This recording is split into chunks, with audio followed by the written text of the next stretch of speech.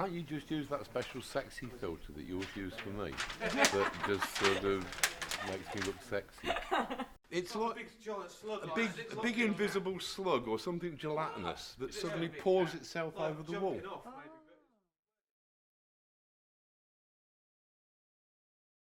Mr. Moore, good evening. Good evening. I wonder if you could tell us how you feel about the third issue of Dodgem Logic. Well, Carrie, I feel exhilarated, I feel exuberant, I feel ecstatic. Frankly, it's almost like being in love. I mean, I smell blossom and the trees are bare. I hear voices and there's no one there. Although actually that has been happening for a few years now, so that's perhaps not to do with the magazine. But no, generally, I'm really pleased. I think it's terrific. Okay, so what's in this issue that you're obviously so pleased about? Well, I mean, for one thing, there's this marvellous cover, which sort of, I actually drew myself in pencil, and then Wallace Create actually coloured it. And I was a bit uncertain about that, because normally I do everything myself. As you may know, when I'm creating artwork by hand, I like to do a lot of licking. And so I wasn't sure whether that could be reproduced by digital technology. But then Alex at Wallace Create told me that there is actually on Photoshop, there is something called a lick tool. There's a little icon with a tongue, and that gets exactly the same effect. I think it's miraculous. But yeah, so the front cover I'm very, very pleased with. And the contents are even more astounding. We've got Steve Moore's Decadence article. We've got a marvellous article by Old Bill, a former Northampton policeman, who recounts his experiences upon joining the force in the 60s. We've got a rogue town planner.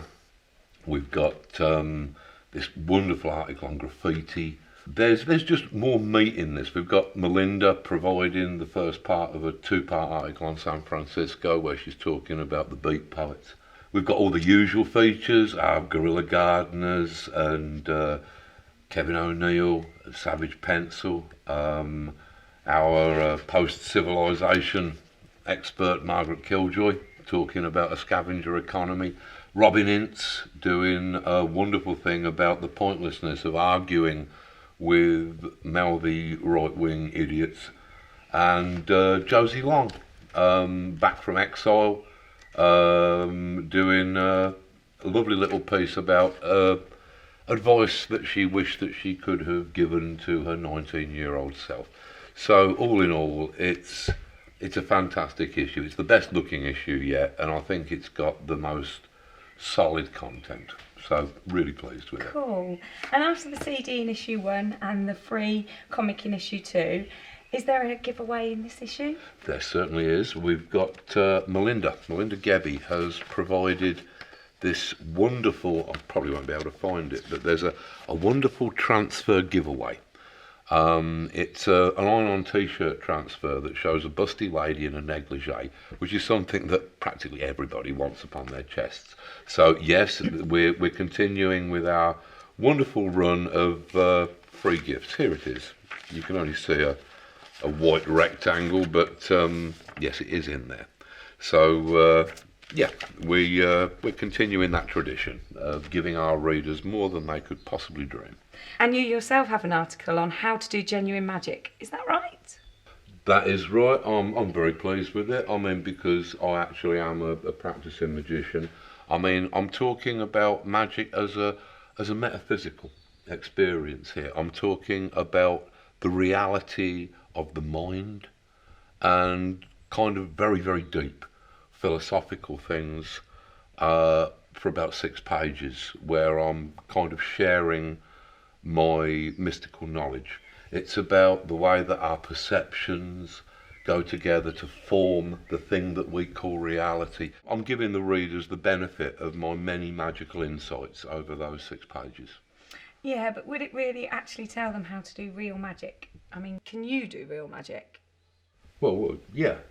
I mean, of course. I mean, it's sort of it's more metaphysical, but I mean, this is still real magic. I mean, it's just that you kind of, it's a matter of thinking of things. It's more stuff that happens inside your head. I mean, this is perhaps too metaphysical for you to understand, but sort of, it's not a kind of a physical thing, you know. It's much more subtle than that. But yes, I can do it. It's just that it's a more ephemeral, kind of ethereal kind of thing that we're talking about. Yeah, so you can't then.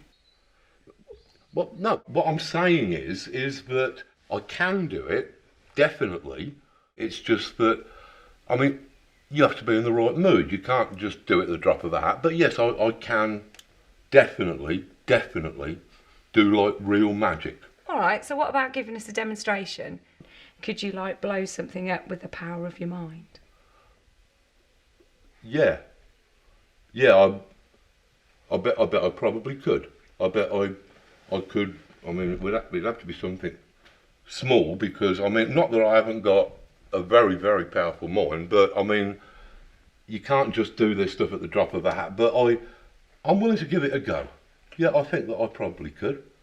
I mean, like, I could probably blow this up with my mind. I mean, Tangerine, would that satisfy your doubts? Right, go on yeah? then. Give it a go. Okay.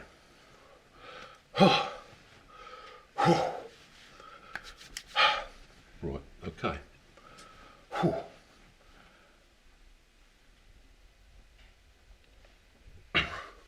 Give me a minute with this.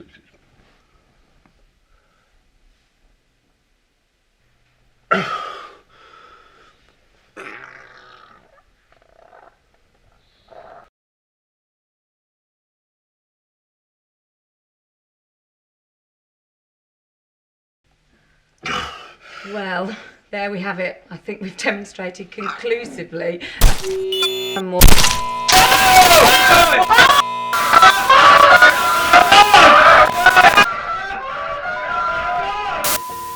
I'll try that again with something smaller. I'm really sorry about that.